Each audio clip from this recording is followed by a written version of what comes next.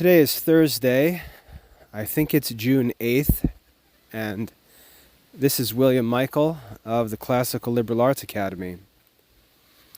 Yesterday, I posted a talk on whether or not we as parents are causing or contributing to the cause of our young adult children struggling and maybe even falling. And I can tell by the replies that I've received from those who have listened to that talk that it struck a nerve. And I think that the problems that I've mentioned, that I try to talk honestly about, are being experienced by many Catholic families. And the Catholic culture isn't able to talk about them freely so that we can actually find the causes of the problems we're experiencing and actually fix these things. Everyone is trying to pretend like they've got everything figured out, and families actually almost compete against each other to try to appear better than the other families. And what it ends up being is simply a contest of who can cover up all the problems better than others. When I look at my family and I see the struggles that we have, and I know that I'm a committed Catholic father who lives a good Catholic life, and I know that my wife is a committed Catholic woman who lives a good Catholic life. We're educated, we're devout, we're faithful to the church. Our household is relatively morally upright, and I still see the negative effects in my children's lives. Rather than cover this stuff up, I know that there's something wrong, because I know objectively that I'm doing what I'm supposed to be doing as a Catholic father. I know this because my children grow up in the Catholic Church. My children receive the sacraments. My children are catechized. My children are trained in the faith. My children are initiated into the life of the parish.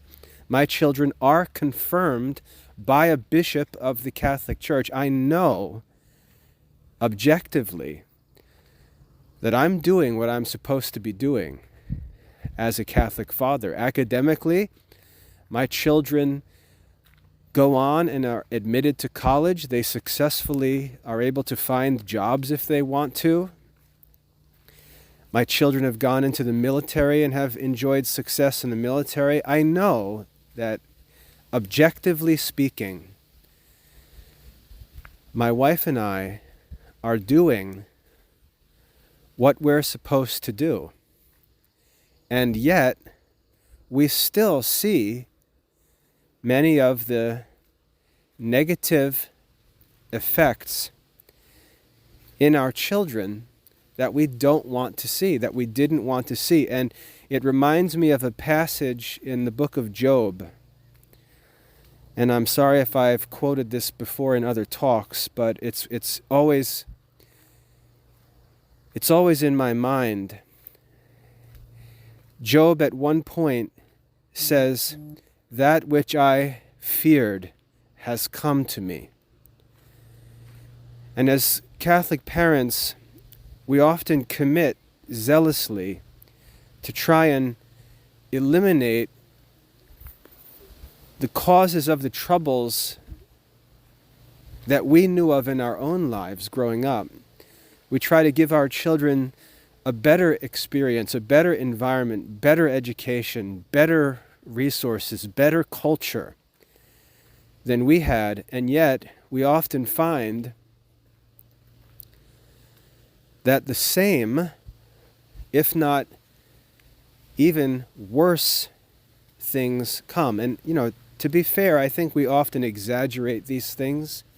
I think we blow things way out of proportion because we're now in the chair of the parents, and we're selfish and we're lazy and we don't want to deal with these things. We're like a person who is trying to save up money, who complains about all his necessary expenses, hates the fact that he's got to pay to register his car, complains about taxes, complains that he got a flat tire and now he's got to spend $100 on a tire, and he feels like he can never save up as much money as he wants to because of all of these annoying interferences and disturbances in his life. And as parents, I think we often get into that mindset. We want our family to progress and move forward and move upward and get into better and better things. And here we are dealing with this junk that we wish we didn't have to deal with because it sets us back and causes these problems. And like St. Paul complained about, I think in his epistle to the Hebrews, he says, you guys should be moving on to more advanced food. You should be eating solid meat, and instead I have to come to you and give you milk again. We often feel that frustration as parents, and it makes us angry and vexes us and causes us to actually become worse and do things that we shouldn't do, even sin against our own family members who we claim to love so much. And we can just see what a mess this makes. And if we pay attention, we see, as the good old Stoics taught us, that unrealistic expectations lead us to vexation. And that vexation leads us into all kinds of sin. I know I've committed these sins myself. I sit there upset with a child because the child does something trivial, like instead of working on his schoolwork is playing a video game in another window on his computer. And based on my reaction, you would think that the child was selling cocaine to classmates. I'm frustrated because I want the child to make progress and do good, and the child's choosing to waste time playing some dopey game, which is completely innocent. And by the time the discussion is over, I'm through 6 or 7 of the commandments and need to go to confession because the kid was playing a video game. And we get into these stupid situations so often. And what I'd like to talk about in today's walk talk is how we should understand the progress of our families, how we should think about it. And, what gives me the right to talk about this? Like I said, I'm very thoughtful and serious about family life because it's really it's my responsibility as a teacher, at least to some degree, to try to model good family life. Otherwise, what am I even teaching? Becoming a teacher doesn't guarantee that a person's children all become saints. Otherwise, everyone would want to be teachers.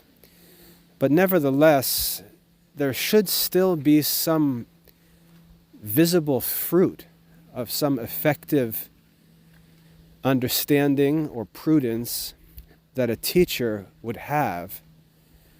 And I think I'm accountable to that. Even though my kids are sinful like every other human being, and they've got to make decisions and they've got to learn to take up the cross and follow Christ, they're always going to have their own failures, and I can't control what they choose in their free will, much of which is temporary anyway.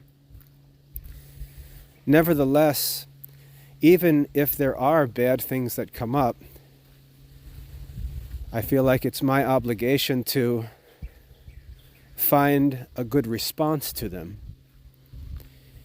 And if I do succeed in finding a good response to them, I think it's my obligation to share what I've found. That's actually the mission of the Dominican vocation, is to contemplate and to share the fruits of one's contemplation. So this morning I had a consultation phone call with a Catholic homeschooling mother.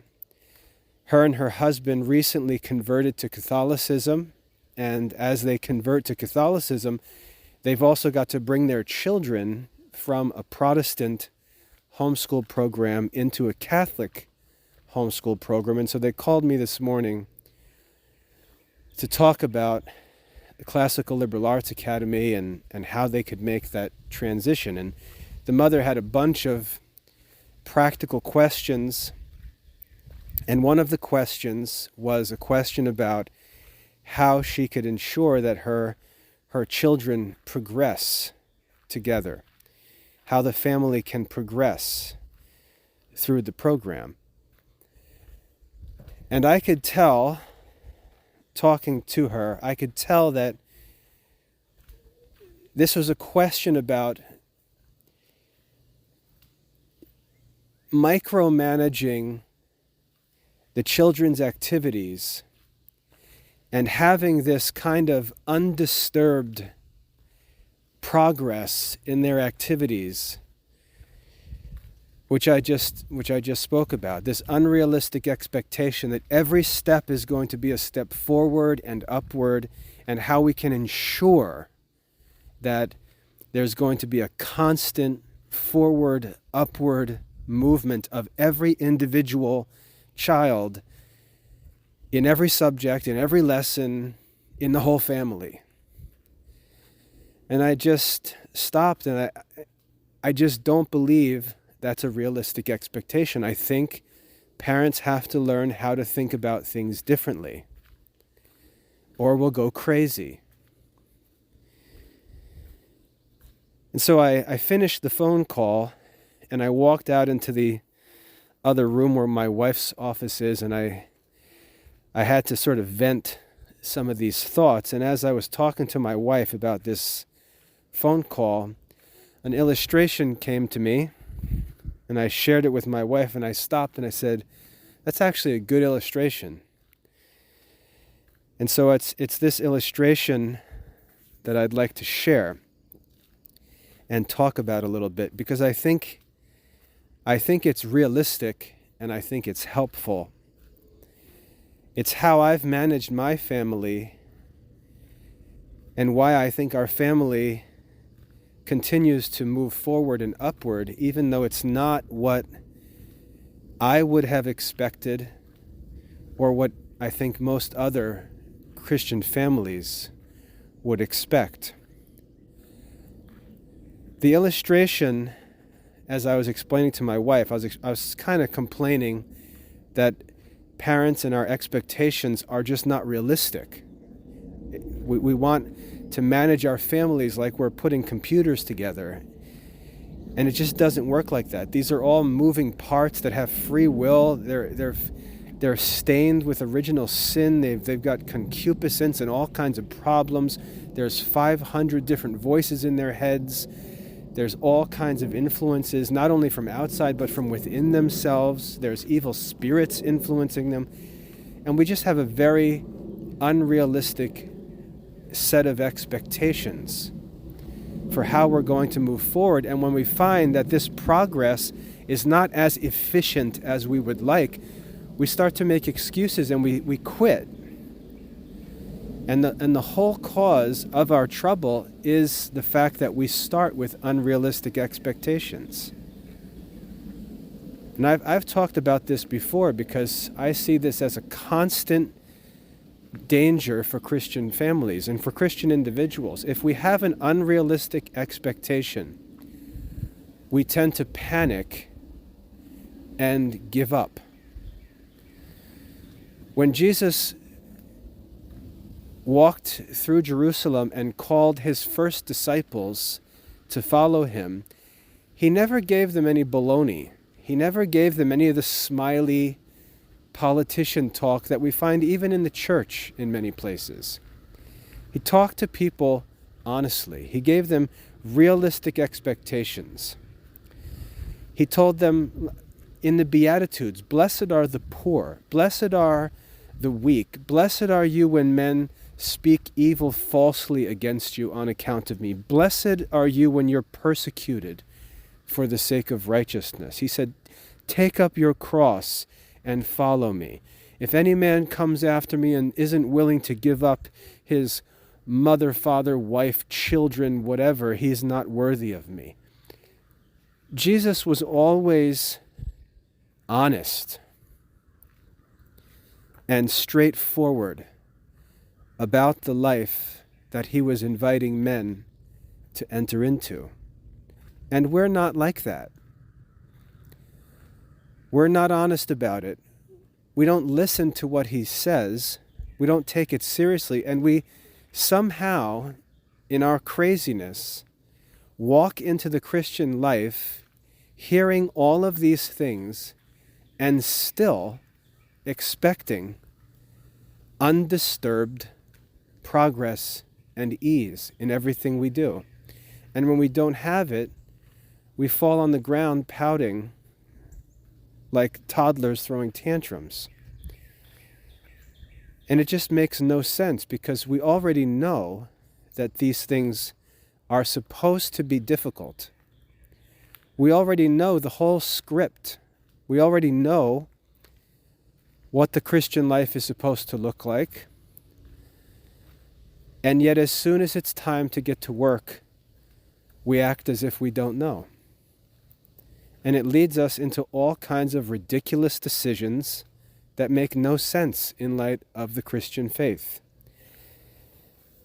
And as I said, I get this all the time when I talk about education, because not only is the Christian life hard, but when Christian parents choose to undertake the work of homeschooling, I really don't think we respect the challenges that homeschooling presents. I really don't think we understand and appreciate how difficult the work is going to be, because the goals of homeschooling are such noble goals. I think we underestimate the challenge. We expect it to be easy, and then we spend all of our time frustrated because we feel like it's not going as perfectly as we expected. And it just leads us into all kinds of foolish decisions. So the way that I picture realistic progress is like a tornado. This is the illustration that came to me today when I was talking to my wife. Imagine a video. Hopefully you've never seen a tornado in person. I wouldn't wish that on anybody. I haven't. I've never seen a tornado, a real tornado, in person. But we see these videos from storm chasers and people like that who capture these terrifying tornadoes on video. And if you watch the tornado is very peaceful. You see this tornado form, and then he just slowly, steadily moves across the land.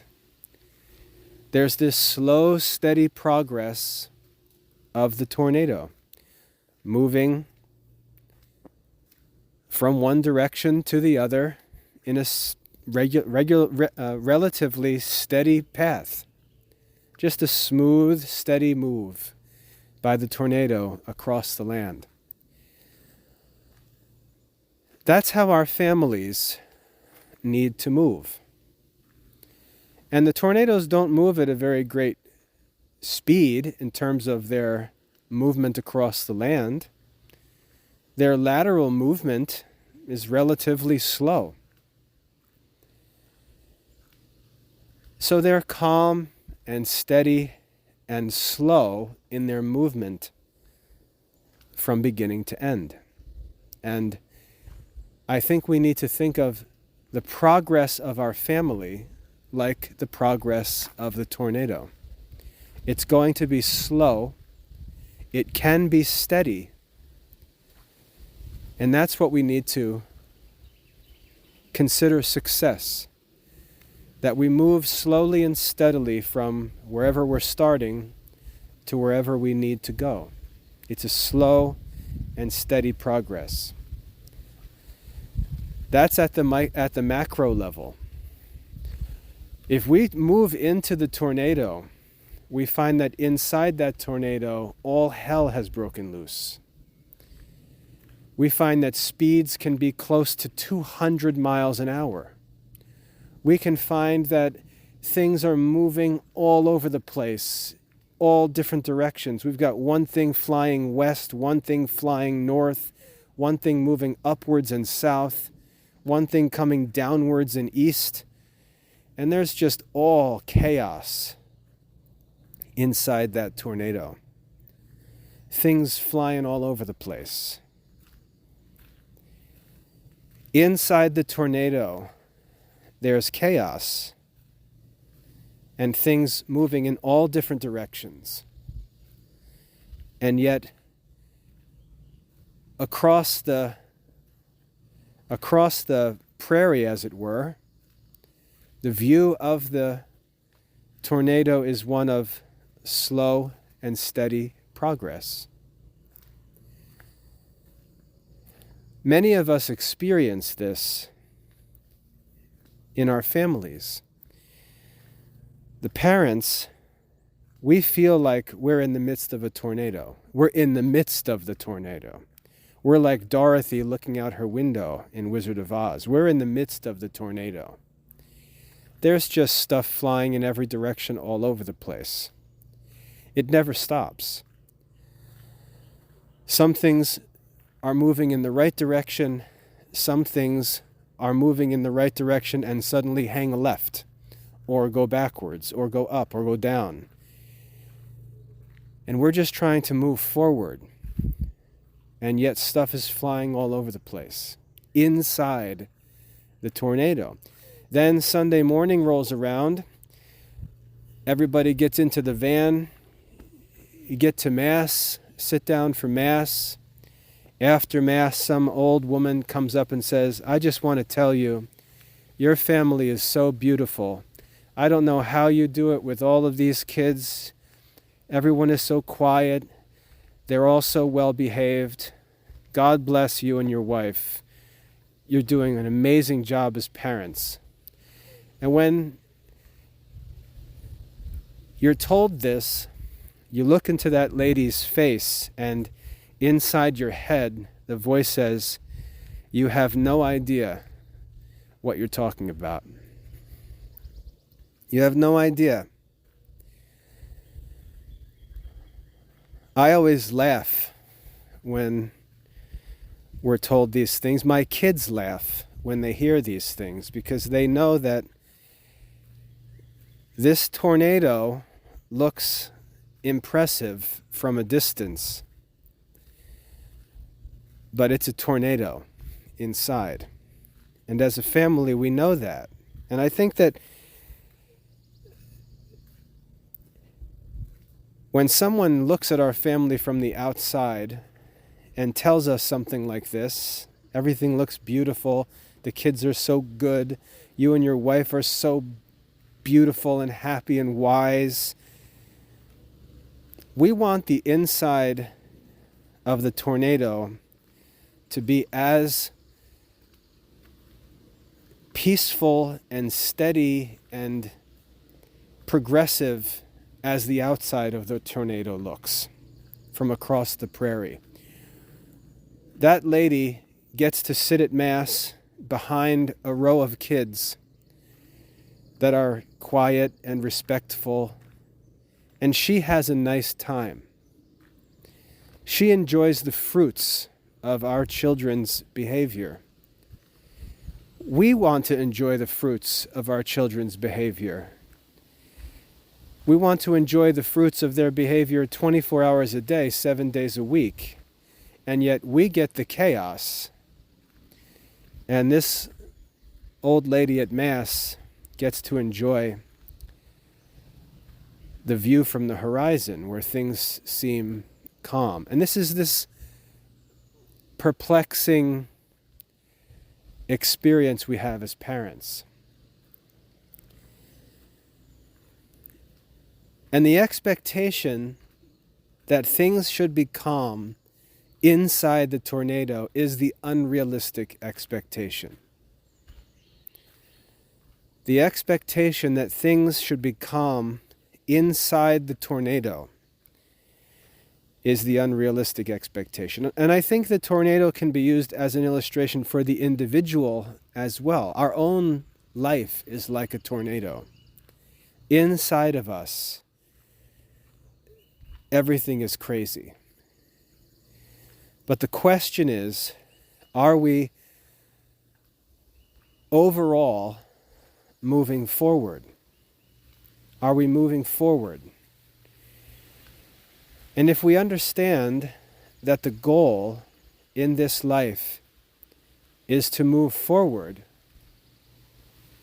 and that we don't need everything to be calm and peaceful in order to continue moving forward.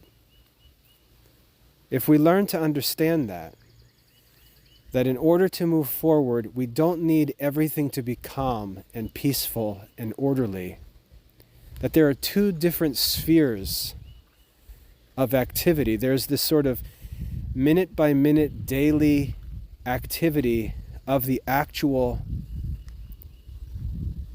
goings on inside of the tornado, and then there's the long-term overall progress of our families or even of our own individual lives. If we learn that the chaos inside the tornado is normal, the chaos inside the tornado is normal, and the goal is simply for the tornado itself to move forward over time, we can learn to deal with the chaos inside the tornado with a right spirit. We can learn that it's normal. One of the hardest things I've had to learn as a father is to simply ignore the minute by minute foolishness of some of my kids. I could drive myself crazy because some of the things my kids do just drives me insane. It makes you think of the old cartoons where the guy got angry and his whole body turned red and his blood started to boil. That's how I feel over silly nonsense. And I've had to learn to just ignore things and mind my own business because it's not a big deal. It's not important. It's just childishness. And there's a difference between childishness and foolishness, which was thankfully explained to me by an old Protestant pastor when I was in college. Foolishness is rebellion against God. Childishness is just a temporary behavior based on a lack of reason and experience. Childishness is temporary and innocent and simply needs to be ignored, is usually the result of idleness, whereas foolishness is evil and needs to be opposed. Most of what our children do is simply childishness. And because as parents, we're just crazy in our expectations, we want children with no childishness. And just imagine what that would require. These kids wouldn't need education. They wouldn't need parents. If we could have children with no childishness, there'd be no need to prepare them for first confession because there'd be no need for confession. Our expectations as Catholic parents contradict the sacramental life of the Church. The Church is realistic. You want to see what realistic expectations look like? Look at the sacraments. That's realistic expectations. And it fits the illustration of the tornado. And this often frustrates Catholics about the Church because the Church is accused of being negligent or not caring or not being strict enough, not being serious enough. But the Church is there from birth until death. The priest is there to welcome the baby and receive that baby into the fellowship of the Church through baptism, which, that's ridiculous, right? What right does this baby have to be received into the Church? It's never done anything good.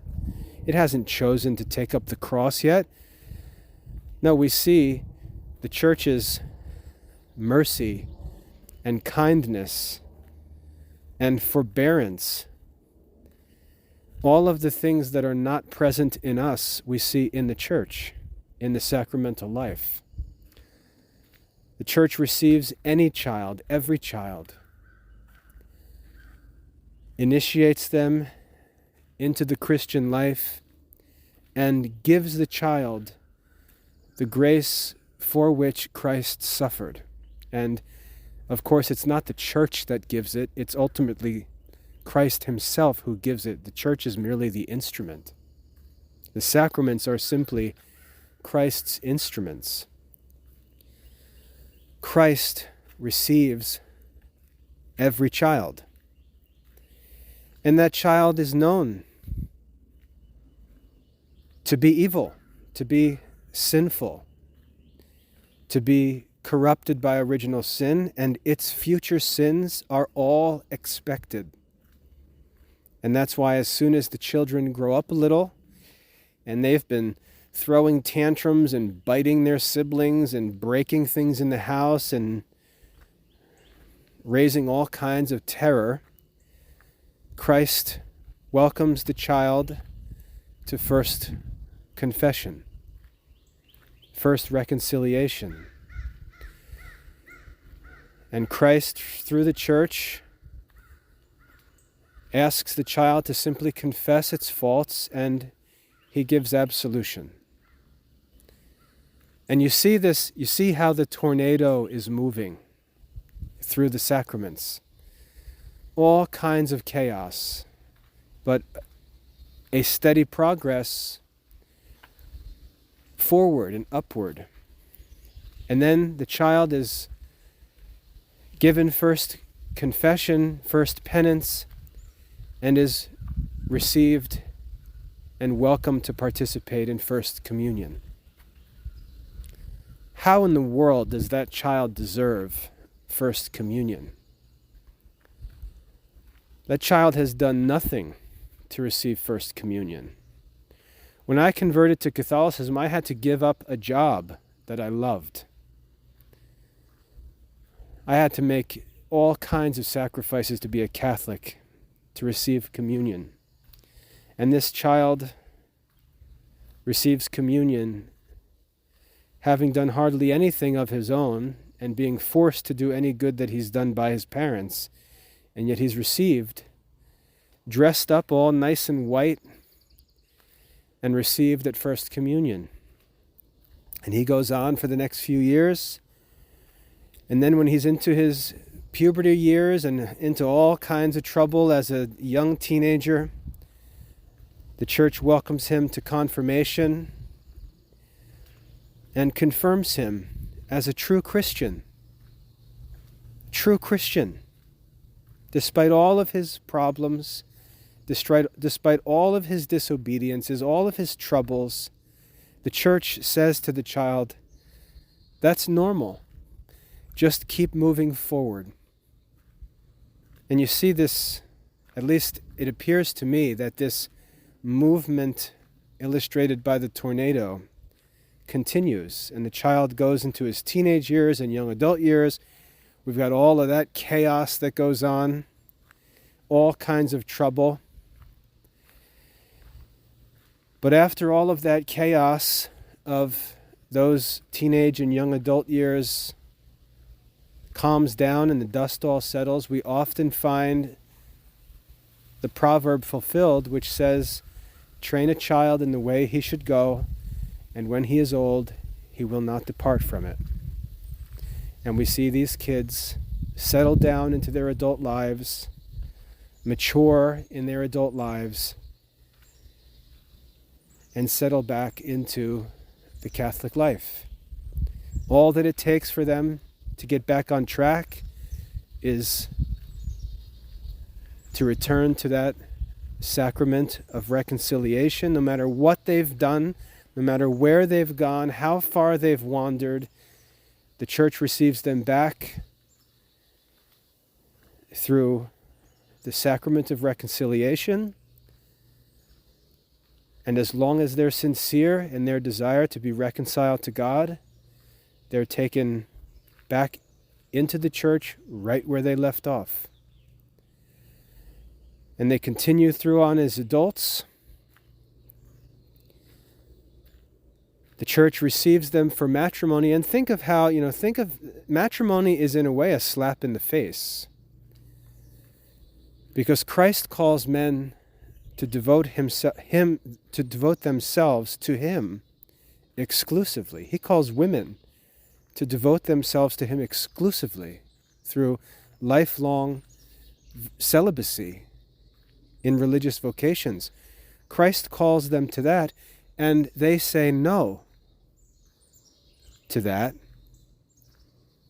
They choose another course, and Christ welcomes them into that other course and blesses them in that other course. He blesses them in matrimony, where St. Paul says they're going to be distracted in 1,000 ways from wholehearted devotion to Christ, and yet Christ doesn't get upset, doesn't reject them, doesn't punish them, but actually blesses them in matrimony. And so they go on and they have children, and this whole cycle starts again, and all this chaos starts again, until finally they're in their last days and sick. The diseases they have, the sicknesses they have, could actually be the consequences of their own sinful behaviors and bad habits, and yet they're comforted in the last moments of their life, absolved of their sins, and prepared for eternity. And we see how the Church moves with individual believers through life with the motion of a tornado. There's chaos at every step. It was messy and wild, and things were going in all different directions at the same time, and yet there was a steady progress from beginning to end. And you see how the Church and how Christ in the Church maintains a generous, patient disposition that's positive and just continues to move forward and helps at every step of the way, stays positive, keeps moving forward, overcomes every difficulty, and in the end, all is well. And so I think that if we look at how Christ deals with us maniacs in the Church, in spite of all of our foolishness and sin, how He bears with all of our spiritual childishness with patience, He ignores us. He doesn't fire lightning bolts at us every time we're wasting time or eating extra, sleeping a little later, grumbling about having to go to church on a holy day of obligation when we got so much to do. He doesn't cause the earth to open up under our feet and swallow us alive. He bears with all of those things. He bears with us. He's patient with us. He knows that the way that He's asked us to walk on is difficult. He told us that in the beginning. He understands it's difficult. He understands we're working with influences on us that are contrary to what He's telling us to do, what He wants us to do. And He doesn't take all of those obstacles away. He doesn't make everything easy for us. He asks us in our free will to keep moving forward. And as long as we're honest, and as long as we are willing to keep moving forward, He's willing to keep going forward with us. And He leads us like a tornado across this life or through this life. And everyone looks at us and they say, "Oh, you're such a good man. You're so different than you were." And yet we know the tornado. But the truth is, on the outside, there's progress. We are being sanctified. We are improving. We are better than we were. And yet, within us, we know that we're just as bad as we ever were.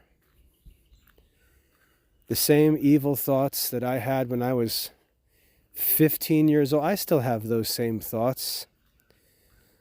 But I have more self-control than I had then. I'm better than I was then, but I'm still terrible. And that's just the reality of our lives. And it's hard for us to be comforted by the thought of long-term progress when we still have to deal with the non-stop daily chaos. And this is true of our own spiritual life, but it's true of our family life as well. And this is what happens in our family life. One day, one of the kids is just angelic. And you're looking at this kid saying, "Man, what's this kid going to be? This kid could be a saint." And 2 years later, that's the worst kid in the family. And the kid who was terrible 2 years ago is now the one who's doing well. And you say, what in the world? He used to be the smartest, now he's the dumbest. That one used to be the best worker, now he's the laziest. The one who we thought might have lifelong problems is now the one who's killing it in school, and it just makes no sense. But we're all moving forward, and we're making progress. It's slow. It's overall steady. But inside, it's chaos. Now, if we want to eliminate that chaos, we don't have realistic expectations. Obviously, it's desirable to minimize the chaos as far as is in our control. It's important for us to try to make sure that we're not the cause of that chaos, which is what I talked about yesterday. I want to make sure that something that I'm doing is not the cause of the chaos, or something that I've allowed has become the cause of the chaos. I'm going to change that, obviously, but the chaos of having 4, 5, 6, 12 individuals, all of whom have free will, all of whom are subject to original sin, all of whom are subject to a million contrary influences, to have a group of these people all together in one house at different ages with different strengths and weaknesses, and be responsible to lead them through this life is guaranteed to be filled with chaos. And we've got to learn that that chaos is not a sign that something is wrong, as long as we can see the family making steady progress towards the goal. And that's difficult to do. It's difficult for us sometimes to take a break, step away, close the door, or go sit out in the lawn and just spend a whole afternoon, a whole Sunday afternoon, a whole evening, just thinking about how the family has progressed over the long term and what needs to be done to help it to continue to progress over the long term without allowing any of the stress of the day-by-day chaos to cause us to give up and just let that chaos explode out of control, which is what happens when parents lose hope. And again, this is just an illustration, so it can't be, I don't think it's perfect, but parents collaborating with God's grace are like the power of the tornado that holds it all together and keeps it moving in the right direction. When parents divorce or when parents give up, it's like that force just letting go and everything flies away in every direction. But if the parents can keep it together and just keep moving forward and be patient, all of the stuff that was inside the tornado will end up at the final destination, even though it was flying all over the place along the way. I think that this can also be illustrated in Noah's Ark, for example, where everything in the ark might have been chaotic. But as long as you were in the ark and stayed in the ark was led to safety. I think that's a similar illustration. And of course, the ark is said to symbolize the church, but it can also symbolize the Catholic family in a different sense. I think it's fair to make that analogy. And if we have that as our expectation, we expect the chaos inside the tornado. We understand what our role as parents is. It's to keep everything inside the tornado, as bad as it may get, to keep everything inside and moving forward. And over time, the tornado calms down. All of the chaos calms down and it rests. And the hope for parents is to think ahead long term, not today, not tonight, not tomorrow, not next month, but at the end of our lives, to think ahead to the end of our lives and imagine what it will feel like when that peace finally comes. And I believe it will come if we're faithful. I believe it will come. For some, God may grant it sooner than others, but I believe that that peace and the rewards of faithful Catholic parenting will come in some form or another in this life, because Jesus promises that. He promises us eternal life. He promises to reward us in eternity for our faithfulness. But if you read his promises, they also include temporal promises. He says, for example, whoever leaves father, mother, children, wife, so on and so on, for my sake, will receive 10 times as much in the present life. He doesn't make all of the rewards. He doesn't reserve them all for eternity. He promises us rewards in this life. And I believe that we know those rewards. As much as we complain, as much as we fuss, we do enjoy the rewards of Catholic parenting. But our expectations have to be realistic, because unrealistic expectations lead to vexation, and vexation just leads us to justify all kinds of sin, which actually allows the whole thing to unravel and blow up. And what many parents are seeking, they're seeking to eliminate the chaos inside the tornado, rather than understand that it's normal. And understand that their job is to simply contain it and keep it moving forward. Because all of these little Tasmanian devils running around our house are going to grow up. And their childishness is going to burn off. And they're going to become adults just like we are, because we were little devils when we were their age. We have to understand the process. We have to be patient. We have to focus on actually fulfilling our duties and not trying to justify our own neglect of duties. But we can only do that if we have realistic expectations. So when you put that nice, beautiful crystal vase in the middle of the living room with 6 kids and they break it and you blow up, it's really not the kids who are the problem. The expectations being wrong led to actions that were foolish, which led to outcomes that were undesired.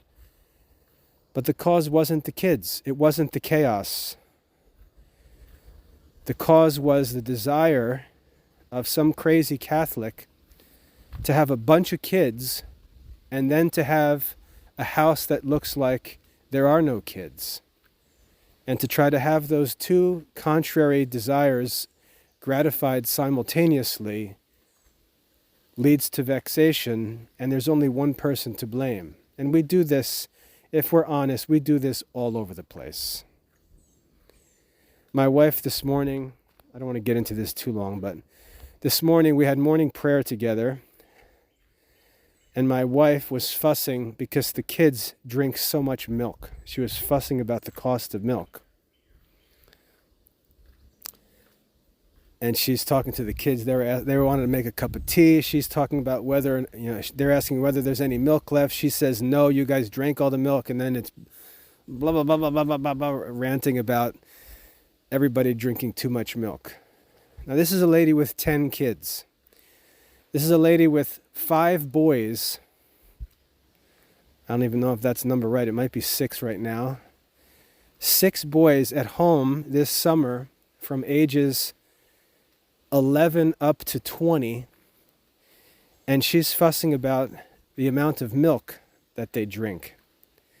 And I just said, rather than fuss about the amount of milk that these kids drink, you should fuss about how many kids you chose to have.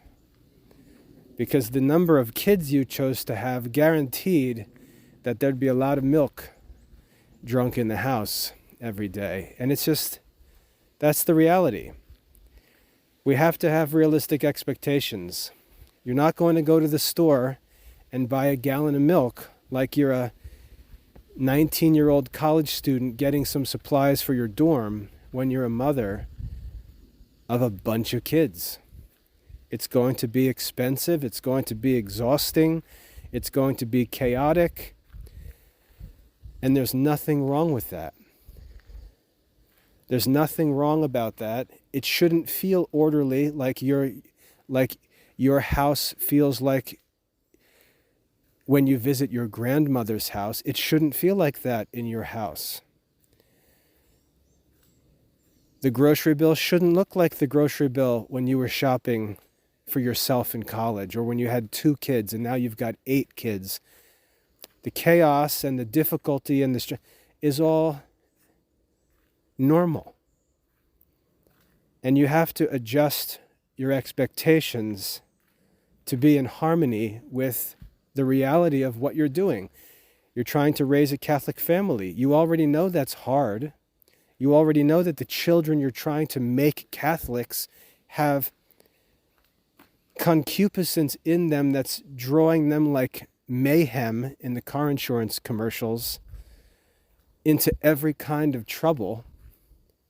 And you're trying to make them into these polished little saints ready for Sunday morning pictures.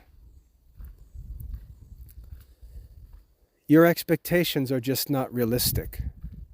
And if you don't fix them, we can laugh about this stuff because it's ridiculous when we think honestly about it. But if we don't fix these expectations, we're going to make our families miserable, and we can end up destroying our kids' lives. And I talked about this yesterday with whether we are the causes of our children falling in young adulthood. It's funny because it's so ridiculous. And that's what comedy is. It's making fun of what's ridiculous. And our behavior as parents is often ridiculous and funny to talk about. If we're not trying to, fool ourselves and pretend we've got all of this virtue and self-control and maturity and 7 kids. We're just not realistic. It's funny, but at the same time, it's not funny, because we've got to get these expectations set right so that we can actually fulfill our responsibilities and help our children and succeed in the work of Catholic parenting. So it's funny, but not funny. Silly, but serious. And I think the tornado, thinking of the family as the tornado, which is really a good illustration just because that's what it feels like. Sometimes that's what it looks like. You walk in the room and say, "Would a tornado go through this?" Actually, yes. A tornado is, in fact, going through this place, this family. And it's real. And we've got to learn to bring our expectations into harmony with this reality so that we can maintain a calmness and a focus. We can continue praying, continue studying, continue working. Notice I'm not saying let go and don't care and just laugh at all these. I'm not making some stupid argument for hands-off parenting. I'm saying the parenting has to be realistic. And the goal has to be long-term progress, not constant tranquility, because that's not possible. Every kid is not going to act like the saints. That's why we call them saints. That's why we honor the saints, because they're not like everybody else. It's not realistic to expect the kids to act like them. It's going to be like a tornado, and we want to keep the tornado together and move everything to the destination. And if we get these expectations right, we can think rightly, we can make better decisions. There are many obstacles for Catholic families that are caused by these bad expectations. They do so many self-spiting, stupid things because of these bad expectations, wrong expectations. And if we can get these expectations rightly ordered, we can make decisions that will allow us to do all kinds of good stuff that right now we're not capable of doing. And hopefully we can fix that. Anyway, I don't want to talk about this much longer because I think that's sufficient. I hope that's helpful. If there's anything in here that you find interesting, please feel free to ask any questions or suggest other topics, and we'll keep these discussions going. I'll try to use the time that I have to dig into them a little bit. And also, I'd appreciate it if you're listening and you've never subscribed to the channel here, do so. It's good for me to know that people are listening. It helps me to motivate, or it motivates me to make it a priority to post content in video form on YouTube. So let me know. Feel free to comment, share these talks with anyone you'd like to.